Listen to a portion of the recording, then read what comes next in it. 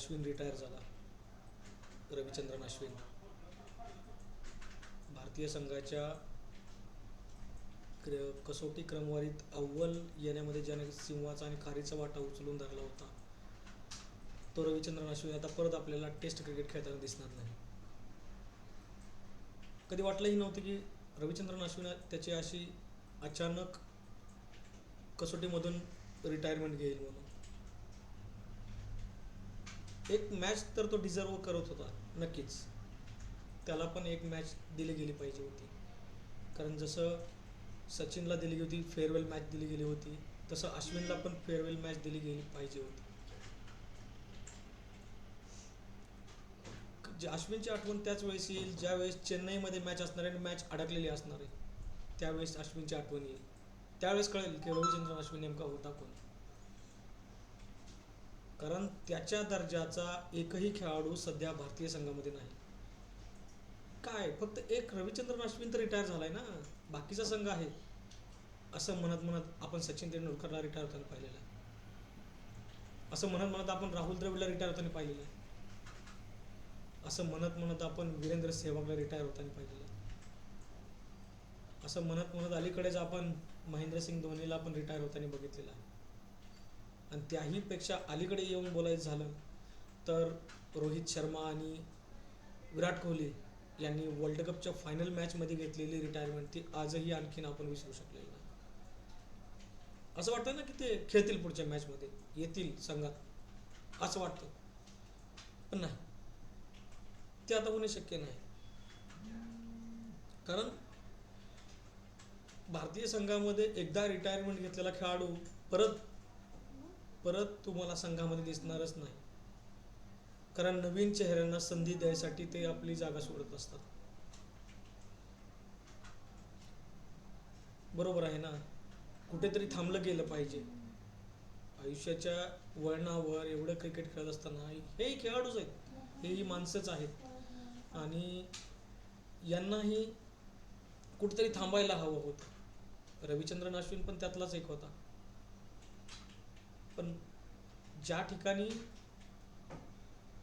आपल्याला ऑफ स्पिनरची आठवण येईल त्या ठिकाणी हरभजन सिंग नंतर एकमेव असा खेळाडू होता की तो कॅरम बॉल टाकण्यामध्ये अतिशय माहीर होता, रविचंद्रन अश्विन. कसोटी क्रिकेटमध्ये 6 शतकं ज्याच्या नावावर होती.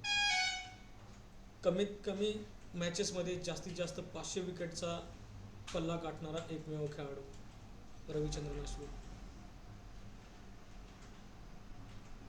त्याच्याबद्दल जेवढं बोलायला येईल तेवढं बोलणं खूप कमीच राहील. कारण भारतामध्ये तर जोपर्यंत रविचंद्रन अश्विन संघामध्ये होता तोपर्यंत बाहेरची विदेशी संघ एक प्लॅनिंग करून येत होता की रविचंद्रन अश्विनला खेळायचं कसं.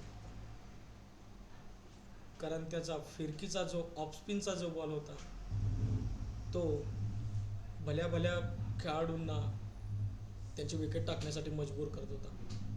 असा रविचंद्रन अश्विन आपल्याला परत आता टेस्ट क्रिकेट खेळताना दिसणार नाही. कधी विचारही केला नव्हता या गोष्टीचा की रविचंद्रन अश्विन आपल्याला परत खेळताना बघायला मिळणार नाही.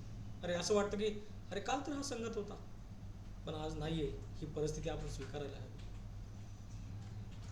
कालचा ड्रेसिंग रूम मधला विराट कोहलीचा आणि अश्विनचा जो एक व्हिडिओ पाहिला ना, त्याच्यामध्ये खरंच अश्विनला रडताना मी पाहिलं का. एवढ्या दिवसातनं आज पहिल्यांदा वाटलं की यार ही तर खरी माणसं आहे ती. ज्यांना आपण देव देव समजत होतो ना, ती तर माणसं निघाली. कारण त्यांना पण रडू येत होतं. काल विराट कोहलीच्या चेहऱ्यावरचे एक्सप्रेशन सांगत होते सगळं. रोहित शर्माचे सांगत होते की अशी अचानकपणे निवृत्ती त्यांनी नाही घ्यायला पाहिजे होती. कारण भारत आता विश्व चॅम्पियन्स ट्रॉफीच्या उंबरठ्यावर आहे, फायनल गाठाच्या उंबरठ्यावर आहे.